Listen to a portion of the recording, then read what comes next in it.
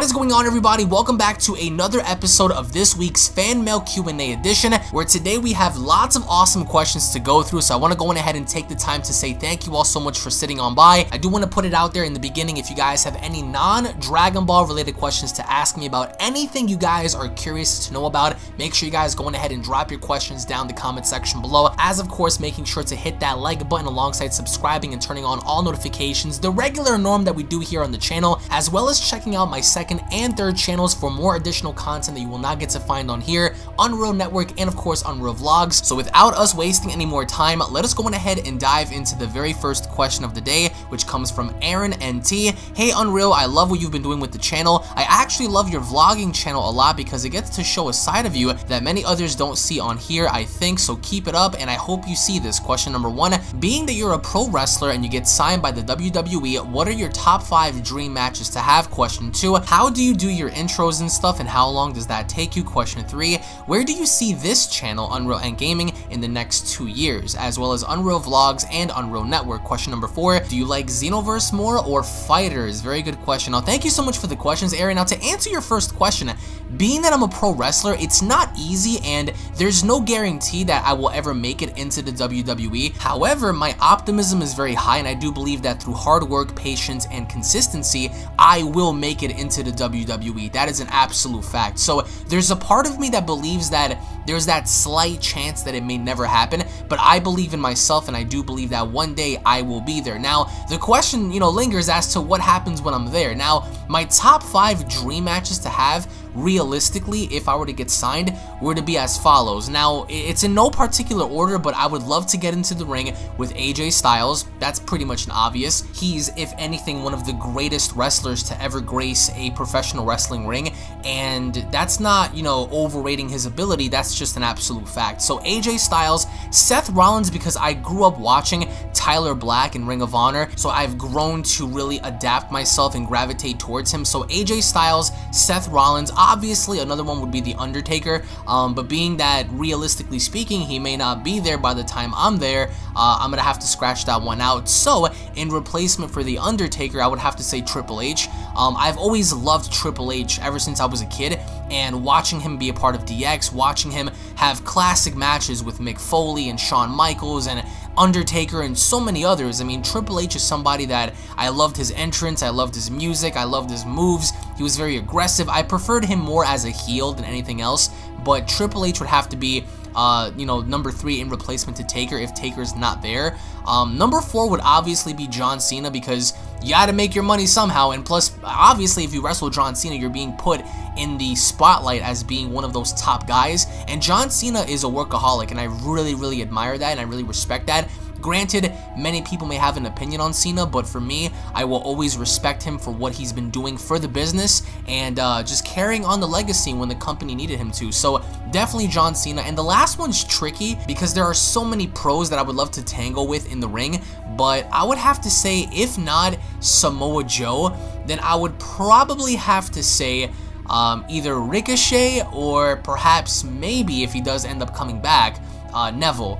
For obvious reasons. I mean, of course, in replacement to that, I would also say Brock Lesnar, because Brock Lesnar is a very physical dude, and I've always, admired him and loved his performances ever since I was a kid watching him in 2002. So it really varies, but to give you a solid top 5 list, in no particular order, it's AJ Styles, Seth Rollins, Triple H, John Cena, and Brock Lesnar. If not Brock, then I would have to, substitute that for Samoa Joe. Those are my matches. If you guys have any dream matches that you would love to see me be a part of, let me know, as wacky as that sounds. Now, to answer your second question, how long does it take to do my intros and stuff? Well, actually, I have a friend that I pay that makes my intros for me. He's a very good friend of mine. His name is Infinite Dynasty. It takes him a lot to, do what he does for me, and I really respect this kid, and I love what he does because not only is he loyal to me, but he's one of the sweetest people you can ever come across. He's a very humble kid. Even though procrastination's a bitch,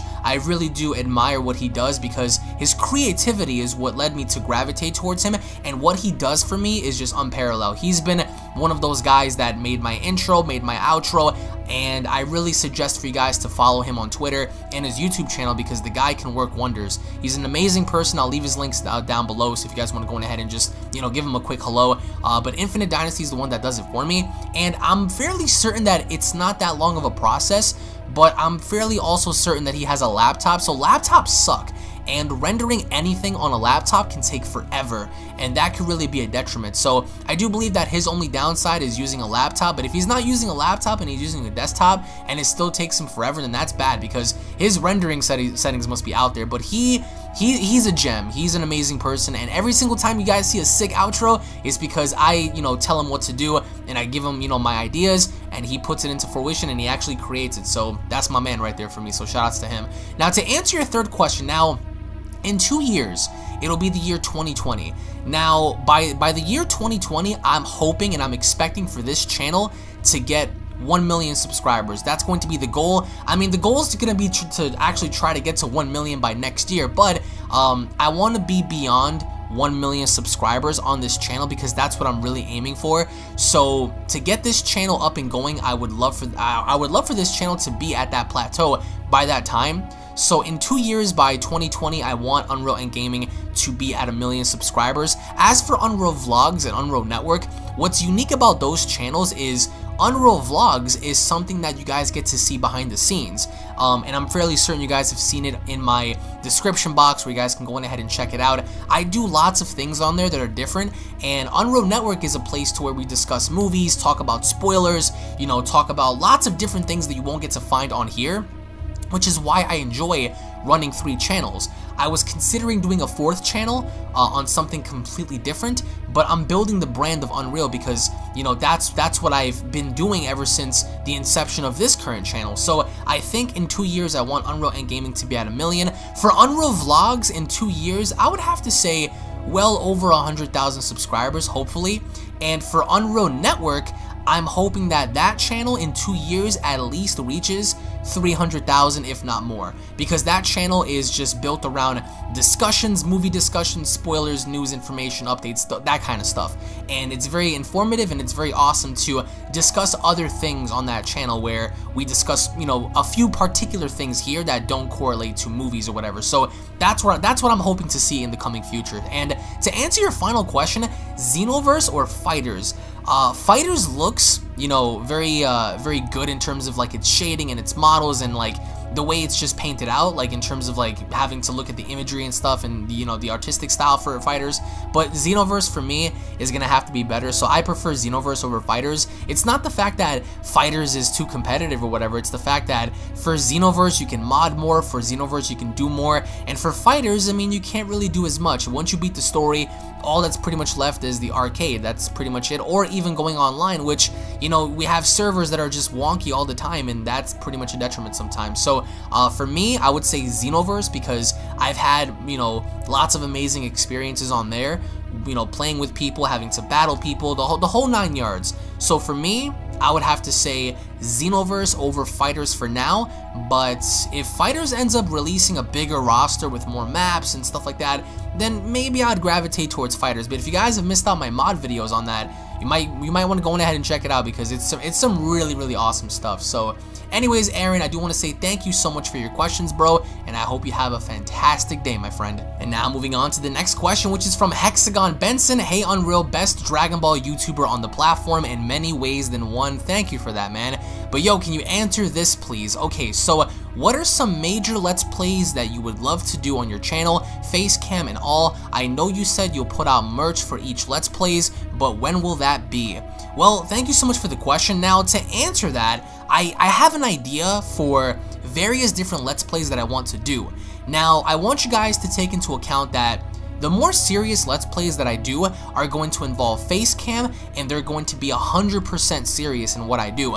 Mostly anything that doesn't show my face is more or less I count as a playthrough, but the more serious Let's Plays I think are going to involve face cam, and those are the ones that I really want you guys to sit back and enjoy, because not only is it nostalgia in the game that I'm playing, depending on who you are as a person and if you're a fan of that brand or product, but also, you know, having to go through the entire game together and, you know, participating in all sorts of wacky things. Now, you know, some of the games that I had in mind are Resident Evil 4, Resident Evil 7. I wanted to go back and play games like Dead Rising 1, Left 4 Dead, complete the entire Left 4 Dead, you know, campaigns and whatnot. I wanted to do so much. I just really don't have an idea right now as to which ones I want to start first. I did start and finish Grand Theft Auto Vice City. So once that actually starts to debut, I'm going to really start putting out merchandise for Grand Theft Auto Vice City, and to support the Vice City concept, that's what it's gonna, you know, pretty much be branded as a Vice City Let's Play with merchandise that coincided with, you know, the brand of Vice City. So let's say, for example, if I do a Resident Evil 4 Let's Play, I want to put out some Unreal merch that has to do with Resident Evil 4. So every single time you guys see a new shirt or something really cool, it's gonna coincide with what game we're playing. So I've had lots of other games in mind, but I'm not entirely sure as to like what I want to start with first. If you guys have any ideas, please let me know in the comment section as to what game it is. If you guys have any idea for like Xbox 360, Xbox One, PS4, let me know, because I wouldn't mind going back and doing that, because that's what originally started my channel, was, you know, let's plays and reactions and walkthroughs and skits and all that kind of good stuff. So if you guys want to see something in particular, like Halo, Gears of War, whatever game comes to mind, let me know, and I will try my very best to fulfill those duties in doing those games for you guys. Now, anyways, Mr. Hexagon, thank you so much for the question, and I hope you have a fantastic day, my friend. And now moving on to the next question, which is from Bisquick. If you had to bring one character from any anime/manga franchise into the real world for a day, who would it be and why? Very good question. I'm gonna be very biased here, and I'm gonna have to say Goku, but I do have other characters that I would introduce from other animes. Now, Goku feels like the type of person that he would go out of his way to train you. I feel like if you really devoted yourself in wanting to learn, I think that Goku would legitimately train you. And how awesome would it be to learn from the greatest martial artist of all time? You know, Migate no Gokui, Son Goku, who surpassed the gods. That would be incredible. So I would love it to where Goku would, you know, come into the real world and just, you know, tango with you and just teach you some stuff. Also Vegeta, but Vegeta seems like the type of person that he would get really annoyed with you, so, you know, that's that. Gohan, not so much, because Gohan, he's a scholar, so it's like, what more can you want from Gohan, or what more could he actually do for you? So I'm gonna have to say Goku in terms of Dragon Ball, but I mean, there are others as well. Now, for other animes, I would have to say, for some weird reason, I would love to have Ryuk from Death Note be real, because how awesome would it be to have like your own Shinigami with you? Like that would be sick. And just to have like the Death Note book with you, trust me, I would write a few names in there in like the most grueling way possible, seeing them die. Like it would be so messed up. But I would love to have a Shinigami, and I would love for that to be Ryuk, because having the Death Note in your hand and writing off a few names, I think would release so much stress from my life. So definitely Ryuk from Death Note. Also, I think I would really want to see, for some weird reason, Saitama actually be a thing, because Saitama is one of those guys where in One Punch Man he was so like oblivious to certain things, but at the same time he was incredibly powerful. So I would love to see what Saitama would be like in real life, in terms of like pushing his buttons and seeing what makes him tick. So I would have to say Saitama, but also he seems like the type of person that, you know, would also go as far as to train you, but his training method may not be as simple or as genuous as Goku's would, because Goku's the type of person to, like, you know, genuinely be kind to you and train with you like on a serious level, but still have respect for you, as opposed to Saitama would be like, alright, well, you fight, you survive, if you die, you die. So it's like, okay. I mean, there are various other characters. I mean, of course, you know, Pikachu, why the hell not? The classic legendary Pokemon himself. Also probably Yugimoto. I would love to have Yugi in the real world, because I would love to see what it's like to actually duel him in real life. You know, having like the whole duel disc, or even attending like some tournament, you know, playing god monsters and stuff, like that'd be really cool. But those are my characters for now off the top of my head. But you know, more importantly than any other, I would have to say Goku would be like the best choice for me, because I would ask him to use his instant transmission to travel across the universe, showing me Super Saiyan 1, Super Saiyan 2, Super Saiyan 3, you know, Super Saiyan God, Super Saiyan Blue, Kaioken, Migate no Gokui, Ultra Instinct, having him show me all of that, and then, you know, that would be very awesome to see, and then having him teach me how to fly and stuff, if that's possible, of course. you know, if that adaptation would be real to bring in a character and he can teach you, that would be really awesome in my opinion. But I would have to say out of all of those, Goku would be the most exciting, but those would be the characters I would choose, to be honest. So anyways, Mr. Bisquick, thank you so much for your question, bro, and I hope you have a fantastic day, my friend. Now moving on to the next question, which is from Boring Z. How's your life outside of YouTube currently? Like, what kind of car and job do you have, etc.? Well, thank you for the question, by the way. Now, life outside of YouTube can be very difficult because when you're striving to achieve something, you're not really focusing on the outside world. And for me, it's all about success. It's all about achieving something more than what you have or had before. So life outside of YouTube isn't as adventurous as it once was before because I'm so devoted, I'm so driven into focusing on my work that I really do hope that in the next couple of months, life outside of YouTube would be a tad bit more entertaining and fun than what it is now. I haven't really enjoyed myself like outside, you know, in a very long time, like legitimately going out and not having to worry about a damn thing. I haven't done that in so long because I've been super competitive with not only other people but with myself as well, primarily myself. I always want to get better, I always want to provide more, and running 3 channels is super difficult. So for me, life outside of YouTube, it's steady, but it's like kind of boring. And I would love to do more. As examples, I watch a lot of vloggers and I see like their life. I see them, you know, traveling and doing all sorts of cool stuff. I would love to do that, but I have priorities and I have, you know, 3 channels to think about, so that's incredibly hard. What kind of car do I have? I have a Ford, but I'm actually thinking about, because my lease is up actually next year because I'm leasing my car. So I'm thinking about getting a new car next year once the lease is over, because I've been leasing this current car for 2 years, and Ford has always been great with me, but I think that I would much rather go somewhere else and seeing what it's like to have like a different car per se, like a different model, different brand, just to experiment a little bit. And comment down below as to what kind of cars you guys have. If you guys have Lexuses, Hondas, Toyotas, Fords, whatever the case may be, Lambos for some of y'all, let me know in the comments. But that's the type of car I have, and my job is YouTube. That's my primary job. This is my primary source of income. So you understand as to little by little as to what I mean by life outside of YouTube is kind of like dull and boring, because I'm always on here and I'm always providing content. I've been one of the most consistent YouTubers you will ever find. Since 2012, I never missed any day of uploading a video. Maybe probably a day or 2 or 3 here and there, but I've never went longer than maybe a day than uploading something. So because I've been so driven and so focused on here. However, one of my goals actually is to better myself outside of YouTube as well, and a good example of that would be to hit the gym more in getting my body in shape. Now, prior to all of this, like, I was really out of shape maybe about a year ago, and I really picked myself back up. I'm stronger than I ever was before. You guys can check it out on Twitter and of course my vlogging channel of me just doing stuff. I'm stronger than I ever was before, and I'm continuously improving. However, I think that when I get home, all of that consistency of staying on track kind of dies off, because I'm eating shit, I'm drinking shit, and what I mean by that is like fast food and soda. Soda has been, like, honestly,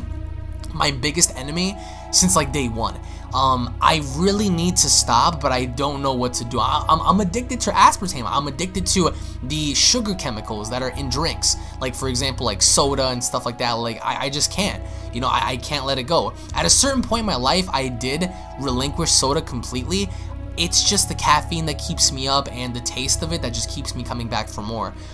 That's one thing outside of YouTube that I really have to like just stop and just give up on, because soda can really mess you up, and I've seen results of that. I've experienced it myself.